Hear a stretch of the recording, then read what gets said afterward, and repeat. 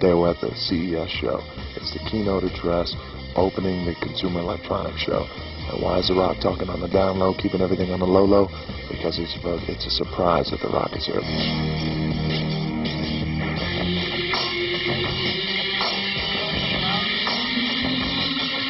Bill Gates is launching his new console, his new video game console. For the first time, let me now unveil Xbox. One of the first games you'll be able to play on this exciting new console is WWF's Raw is War. Xbox is our next generation video game console that is going to produce games like people have never seen before. It'll have the most intense graphics, the most amazing audio, and it'll take the WWF and The Rock and make them look absolutely awesome. Microsoft has left no rock unturned, no pun intended, in really cornering the market on this, and they wanted a guy like The Rock. Powerful, exhilarating, cutting edge. That's everything that the Xbox is. Okay, so quick question, Bill. You know, this thing, it's unbelievable. It's certainly a breakthrough. It's going to be amazing. You know, it does everything broadband, DVD capabilities. Sound is going to be incredible. I just want to know, is it karaoke capable? You betcha. Well, all joking aside, Bill Gates was real cool. He's a real cool guy. I can certainly see how he would be intimidating to a lot of people, but is he intimidating to The Rock? No. Considering that this Xbox at this moment is only running on 1/5 of the system's power, it's very impressive. Bill, do you have any idea what The Rock would be like if he were only running on 1/5 of his power? Well, I would think that... It doesn't matter what you think, Bill. Did I ever think that I'd ever be meeting Bill Gates? Well, I figured, you know, The Rock is a people's champ. Bill Gates, he's a person. It's only natural, you know. It's a natural thing that's going to happen. The question is the Xbox original if you meet The Rock. Relevant? Big fan of The Rock. He smells what The Rock is cooking. Or Bill Gates. Should you buy an Xbox original, an original Xbox in 2021? That's the question. Now, just want to say one quick thing.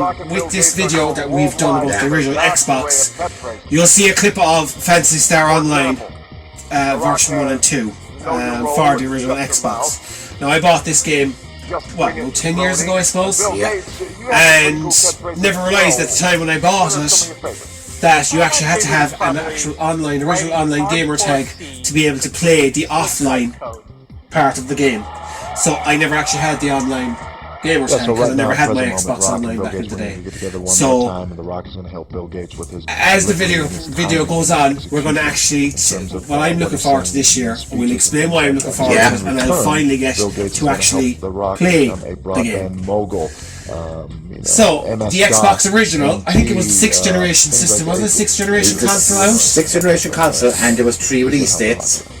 So we had... the US got it first, didn't they? On November 2001. Okay, and I know that Japan didn't. They got a very slow release date in 2002, wasn't it? They got it February 2002. Yeah.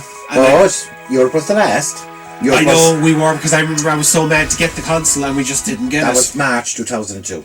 Yeah, I know that, but I didn't get my console until about, I think it was around maybe mid 2003. Yeah. That's when I got my console. But I didn't actually, I never had my original console online, because, I mean, the original Xbox was the first console to actually have broadband capability built in. It was built into the system day one. You didn't have to buy any add-on like the PlayStation 2, the first version of the PlayStation 2.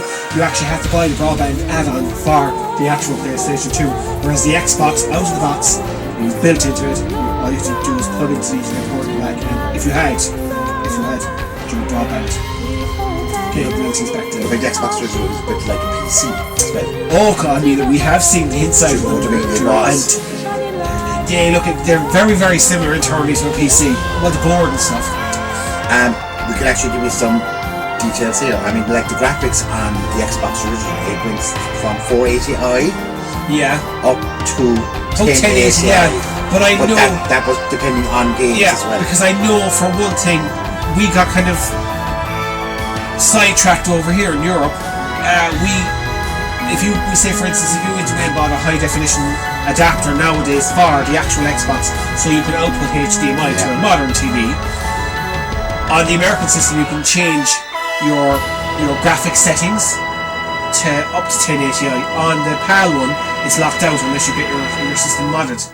You can't. We just have standard definition out of ours. Oh, we actually it was locked in so over here. Oh, it was locked in over here. So even if you did buy the pound HDMI adapter for the original Xbox in Europe, you'd probably get a clearer picture output, but you wouldn't be getting those like 480 up to 1080i graphics out of it, like, you know, visually you would. Now the Xbox Live. Oh, I know, because years ago, I mean, every game when I had the console when it was relevant, and a game you used to buy, sometimes you get an Xbox Live month free trial, like most of the thing. Now, and you had your codes as well. You had a code in, so you'd enter in the code, and you might get a week, or you might get 2 weeks, but I mean, I didn't have broadband back then. So and they had quite a lot of games online. I mean, most games. Well, not the fact that they had a lot of games online, but a lot of the games that they released had System Link built in. Yeah. And System Link was basically, you have, I don't know, what game now, let's say, I don't know, Project Gotham Racing. Yeah. You go in and you go click on multiplayer on it, and you'll see Xbox Live, and you'd see System Link. Yeah. Click on System Link, and if there's someone around the world playing on System Link, you can join up to a game with them. Or if you had an internal network, which would have been very modern at the time. Now, a lot of colleges and schools had internal networks, and I know a few people that did actually bring their Xboxes into school, hooked them up, and they played winning the internal network on split screen.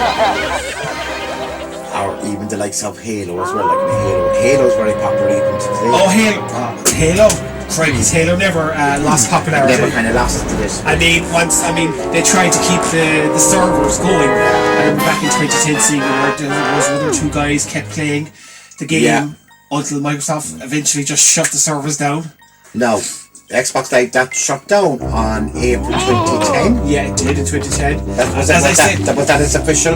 That was its official shutdown date. So people kept it going for a little bit longer than that. But I mean, I know a lot of people will go mad when I say this, but it didn't ever really. I don't think it never kind of went away because. But it's not even that. It never really bothered me that it got shut down or not, which is blasphemy. I know. But I always just played the Xbox offline. I never ever had the online capability, so it didn't affect me. But I can see by playing certain games now. At the moment, we've played a few games on X-Link Kai. On X-Link Kai, yeah. And last weekend, prime example, there was the world of people online playing Halo 2. Yeah, when we were there last week, the biggest game online playing on Xbox Link Kai was Halo 2. And I think it was something like 356 at one stage. Something like that. Yeah, and now, as I've said before in other videos, I love first-person shooters, but I'm useless at first-person shooters. Because I went on last week and you saw yourself when I was actually playing Halo 2. When you died every 5 seconds? Every 5 seconds I was getting, I was dead, basically. But, I mean, there's people playing it for years. I know, it did show last weekend. But one good thing I heard about a couple of weeks ago. Oh yes. Do you remember what we heard? It was rumours. I remember seeing it on YouTube last year. There was rumours of a couple of guys. Does this go back to last year? Last year, I heard the rumours of it that they were going to revive the Xbox Live 1.0 original for the original Xbox. Yeah. And now I've done a fair bit of research and stuff online over the last few months, and I haven't heard much more about it, except for when I went onto Discord. It's called Insignia. If you look up Insignia on Discord, they haven't started beta testing yet, the actual service, but if you go onto YouTube, you'll actually see them playing a couple of games that they've managed to get back up online. Yeah, they're actually just running, they're testing it at the moment. They're basically testing it at the moment.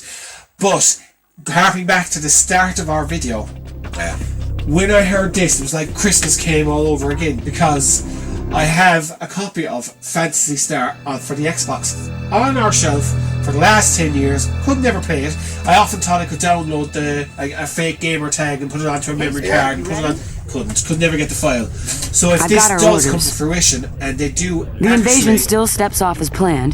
They're not paying us to be late. But the best part is that we get to go in first, just like old times. I'll be able to get The intel boys say the enemy is powering up a set of nasty ground-to-orbit Now, guns. there's one thing worth If those are mentioning is online that when the they're rest also of the saying dragoons as well arrive, there's not going to be everyone any dies, modded and we blow our Xbox bonus. originals.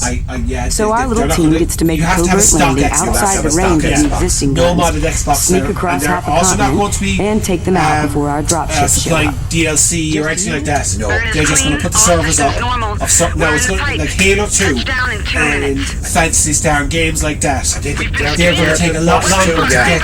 Yeah. They're actually going to take like they'll be able to get car games and stuff like that very quick and basic games that they're using split screen and stuff like that. But Halo 2 and Fantasy Star, they're testing at the moment on the Silverant, well, Fantasy Star and the Silverant servers. But I don't think they'll get them up as fast. I think they'll be kind of a work in progress. Now, we could be lucky when they launch and they're up. But like Halo 2 and things like that, I think will take a while. Isn't it amazing that they're actually behind this?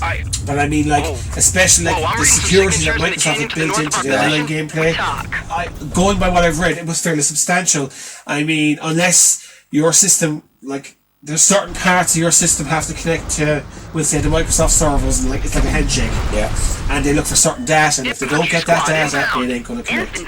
So whatever work these guys in Insignia are doing is, I just think it's amazing that I think people I to think do it's that. absolutely fantastic. I mean, similar to the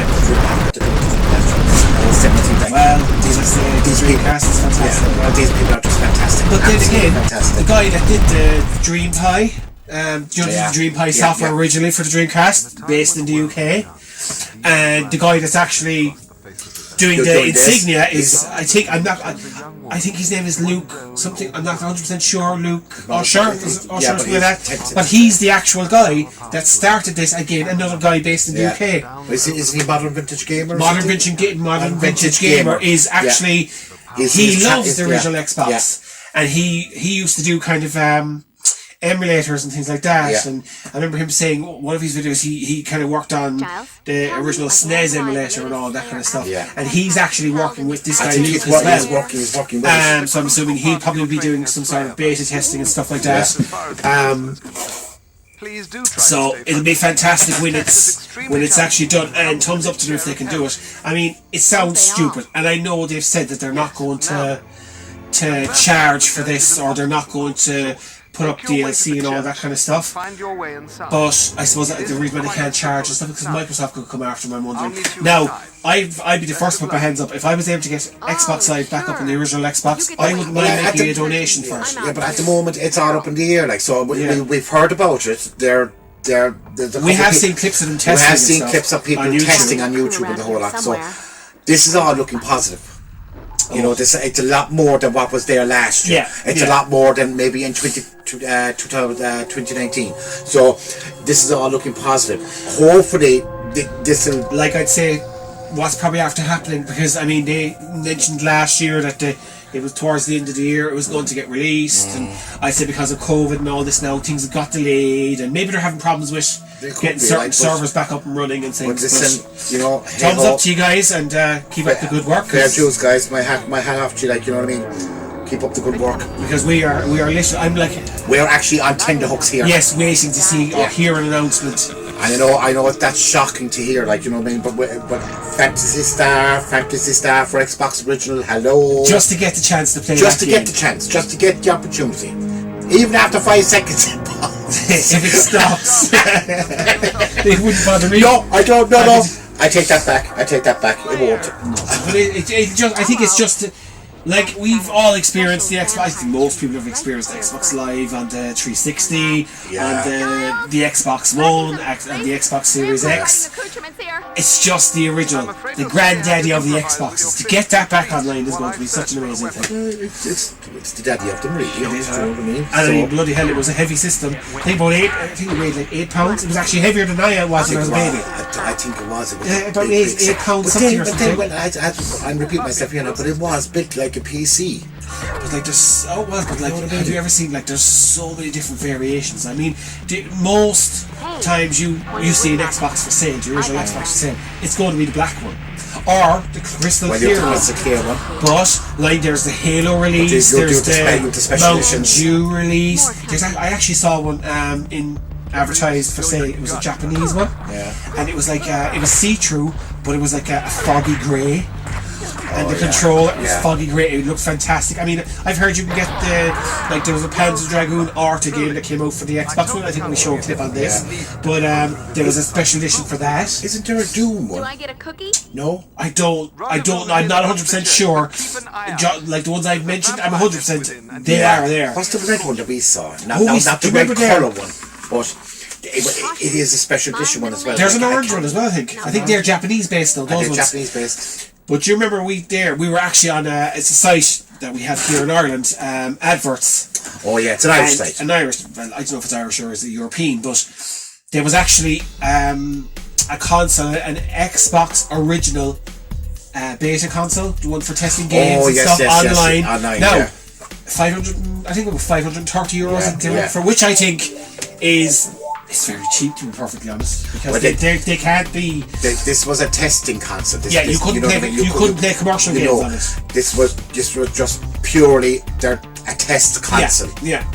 But I mean, still to have that, because I remember years ago with about 10 years ago with the Dreamcast, I remember looking up online, and do you remember you could get the development kits, and they were like, I don't know, 60, 80, 100, maybe 200 euros max. Now they're over 1,000, and I'm kicking myself that we never bought one. It's not even the fact of wanting to sell it or anything like that. No. It was just to have that piece of history. Well, we don't sell anything. No, but I mean to have that piece of history would have been fantastic. I mean, all these development kits are. We are collectors and we're players. Like we don't sell until we buy. And people call us. And that's people say they call us hoarders as well because we don't get rid of anything. No. So, believe me, people can testify to that. Yeah, exactly. Once we I'm buy, not too sure though about that testing. Okay, well, it looked fabulous, but for me, like it's like just as that. It's just a test. It's a test. I know, but for me, it's kind of going. You'll be more into that. It was kind of going. Okay, what game was tested on this that didn't get released? I know you're never going to know. It's not going to give an answer. I know that, but just to imagine what games were tested on this. Okay, I suppose it's history. You know what I mean? It is history, and it's nice to kind of keep all these things as part of history, because a lot of stuff years ago got thrown out, put into landfill. It's just nice to hang on to a little bit of history, a little bit of stuff for future generations. It sounds stupid for future generations to see what we had. Now, I just noticed in here as well, right, that the console lifespan was from 2001 to 2009. It did. That was the official production when it started and stopped. And then it was only a year later that the live shut down. But you see, they released the original Xbox 360. Was it late 2005, 2006? Yeah. So people kind of moved over fairly quick onto the Xbox 360. Well, yeah, that's what I would say. That's certain games were backwards compatible, so. Yeah, not all of them. At that stage, people were waiting for 360. Do you remember actually when we first got together and I think we were down in Middleton, and do you remember those like kiosks that they had inside the Extravision? Another thing. Do you remember we saw was a Test Drive? Test Drive, yeah. Test Drive, and we were literally our jaws hit the ground basically. It was like, oh God, that's like you could see there was a major step up. But there was a big time. I mean, and then you see from the Xbox 360 up onto the Xbox One, it was a major leap again. Oh, there was, but everyone kind of goes like you always hear on YouTube and all these things about. Do you remember the original controller, the Duke? I mean, people hated that controller, and in Japan especially, they didn't want that controller. They actually released it was like the next version, the S, which was smaller. Now I have to admit, when I got my first Xbox, it was actually my sister's husband's sister, I don't have to work for, but she actually came across it in the UK because she was living in the UK at the time, and she asked me, was I looking for an Xbox? At the time I was, and I picked it up for something like £50, so it was exceptionally cheap. So she flew home. She had it for about 2 months, and then when she flew home, she brought it home for it. And the Duke. The cable on the Duke as well, on the Duke control, it was green as well, wasn't it? And I think a couple of the S ones, the first releases, had green as well, but progressed to black. Do we have one of the first S original ones? We do. We have one of those, I do. But I mean, I actually quite like the Duke. Now, when you're looking at the Duke, are you looking at the front of it? And for me, it always reminds me of something like a spaceship or something, like a mouth or something opening, and it's going to grab you and it's going to just swallow you whole. And if you line up put the Duke and the S version controller next to each other, the button layout's different as well. It is actually. Do you know what I mean? Yeah. Like where you've got if you look at it, they're completely different layouts. I've always found the Duke quite comfortable. It still just sits there. I must admit, as I said, the Duke was my first controller, so I didn't realise, I didn't play with it straight off. But I must admit, last weekend when we got the Xboxes out, remember we got them out, we said we'd play some games. Yeah, but you took out the Duke. I took out the Duke straight away, but I found it strange. I think because I played a small controller, I just found it strange for a little bit, but after a while, got back into it. Yeah, but what you've been playing for a while now is the Switch and Wii U. I know. And those controllers. I know, and you're kind of reverting those back. Those controllers are like dwarf. I know, but if you think about it, like you've sensor memory, so it kicks in after a little 5-10 minutes of playing. You just kick back in, and you're just like back in 2002. It's a case of I'm back to the arthritis. Yeah. Arthritis, thank God. I tell you, I can be on my deathbed and I'll still have a controller in my hand. Yeah. You know? That's the way I am. Now, as we're going through this video, you're probably been immersed in the games and the whole lot. Now, the games we're showing you here at the moment, these are the games we're actually playing. Yeah, we're playing some of them. Some of them, right? Do you know what I mean? Except for Phantasy Star Online, which we've told about that already. we had to include it on the video. Oh, I had to include it because I'm so excited and I can't wait for that. This one here is actually fabulous. Oh, I loved Panzer Dragoon on the Sega Saturn, the 2 version, and there was a version 3 but very expensive. I bought it on the Japanese Saturn actually, and have played this, so it's brilliant. We did. We bought the 3 versions on it was a lot cheaper. This one on the Xbox One is actually quite cool. Unbelievable. It's an on-rail shooter. Yeah. It's fantastic. Now, unfortunately, at the moment we're upscaling from component to HDMI and adapter, so it doesn't look particularly sharp. We have ordered, as I said, the pound cable, so we're hoping that might improve it a little bit better. Now we're hoping now as well when the video gets loaded up and the quality we put up on YouTube, it might improve it a little bit again. A bit as well, like, you know. I'm actually a small bit disappointed at the upscaler. But you see, but it's not. You see, it wasn't this upscaler that we bought. It was the component, but it wasn't. It's not for our console. No. And as by today, when I was doing a few of them, there was a lot of glitches. Glitches in some of them. It's actually wasn't there. Certain games I couldn't use, so I'm hoping when I have the pound cable, it'll you know. I don't know, but I mean, what have we ordered? We ordered the pound cable now. As to whether they work now or not, I don't know. Yeah. But I'm hoping it will. No, it's not. It's actually, I'm wrong in saying it's actually not the pound cable, because when we went to order the pound cable on Amazon, they didn't have it, so I ordered a third party from Japan. I'm hoping it'll be something on par with the pound cable. If not, anyway, we said we have a look this weekend again to see if we can order. There's a long wait on the Xbox. No, they have them, but it's just when I was on last Saturday night, I just couldn't get any of them. Well, that's what I mean, there's a long wait. There's not, they're fairly fast at releasing them, Okay. But it's just, like, we bought the pound cable for the Dreamcast, and it's like, it's the bee's knees, it's fantastic. Unbelievable upscaler. They're talking about now cables. The Rad 2X is what we bought for the SNES, the GameCube, and the N64. And surprise, I must say, which I'm a small bit disappointed in it. For the SNES, unbelievable. It has done amazing. Oh my word, and amazing. Now we will actually put a video up on this. On the differences. Between the regular SNES and using the Rad 2X cable. But on the N64, disappointing. Very disappointing. But do you remember we actually went down to the RetroTink website. Yeah. And we had to wait 4 months for this cable, and we ordered it for the N64. Now again, we got shortchanged here in Europe. Our N64s don't have any way of outputting an RGB signal. You know, like a VGA type kind of higher definition signal. So we could if we had it modded. Again, we don't like modding. But if we like, I put the Rad 2X cable on the Japanese Dreamcast that we have, or not Dreamcast, sorry, the Japanese N64, and it doesn't look brilliant, but it looks better. Again, that was outputting a different frequency again. Yeah. But I mean, the Super Nintendo, crikeys. It's like if you have a Switch and you download the SNES and the Nintendo app to play the games. Yeah. It looks exactly like that. The colours and the graphics and it's just absolutely amazing. I suppose, I love this game. I only bought, I suppose, about a year ago, recently, Blinks, but I only played the first level down here today because I didn't really play it, I just bought it and put it on the shelf. From what I've played about it, it's actually good because you get to rewind time. Yeah. You get to do a lot of things. It's, I'm sure if you can get probably better YouTube reviews of it online. But from the first level that I played, I kind of kept playing. It looks actually quite funky. It is a funky game. But again, like another game I loved on the N64 was Conker's Bad Fur Day. Right?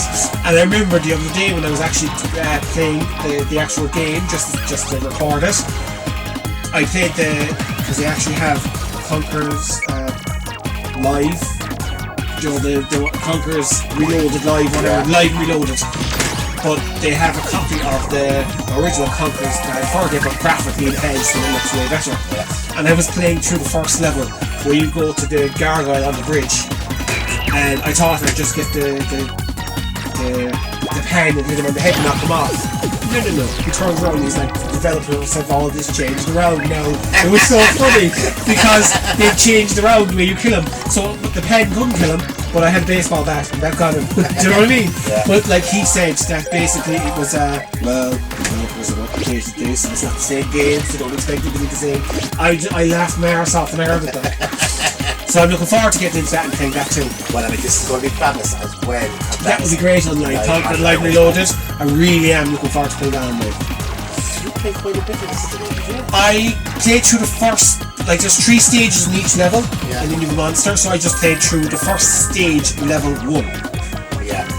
Like, it's the basics, learning what to do. So basically you suck up the garbage, you collect all these different things, and you fire the garbage out there at the monsters to kill them. Do you know what I mean? Okay. And if you collect 3 of the same crystals or stars, you get power to rewind time, fast forward, pause. Wait, you actually get the opportunity to rewind time. You see here I have 3 of the same built up now, so I can press pause on the game itself around me, and I can move around while the game is paused, and I also can rewind time.